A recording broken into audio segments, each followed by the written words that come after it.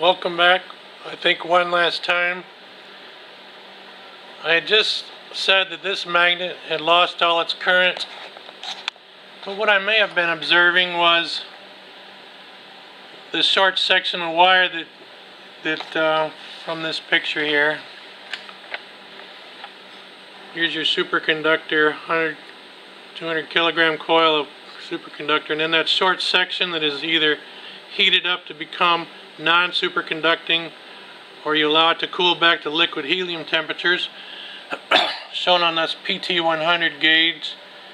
pt11 is a sensor made out of platinum that reads 100 ohms at 0 degrees, and at liquid helium it gets down to 3.8, it looks like, ohms. Now, these two numbers may have become 0 because this section may have slipped back into superconductivity. Therefore, less and less amps were leaving to the outside world to be measured by my current sensor, and of course there'd be less and less voltage measured across this as it became more and more superconducting. So as sections of it, I'm sure, transition from non-superconducting to superconducting would gradually happen over that length of wire, and it would observe as if there was no current left in that magnet. But I'm going to scare out any remaining current in that magnet by turning that heater back on to see what we might see. So here it goes. There's my heater switch right here, which goes through the various probes on the right hand side, and then the left hand side is the main current we're looking at. Well, let's look at these numbers as I flick that switch. So I'm going to get this out of the way. That's just the temperature of helium. So right now we observe 0 and 0 on both meters. So the only valid number here is the 0.00 amps. And let me flick that switch. The switch is flicked.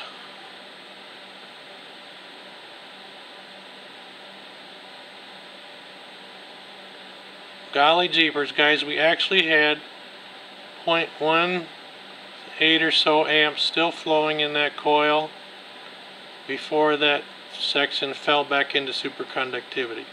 Well, now it truly is the end. Leaving that heater on, 0.04, now we're down to 0 measured amps, and then the voltage across here, the final remnants of amperage. Now I can truly say the magnet is decommissioned. Not quite yet.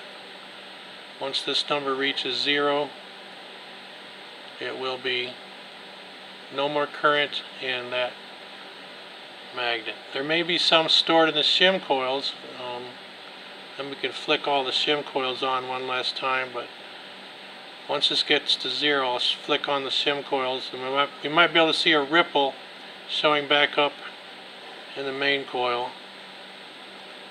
Alright, I guess 0.01, there we go, probably as low as we can go there. I'll go change it to the 2-volt scale. Alright, to really drag this horse to death, we're down to 4 millivolts.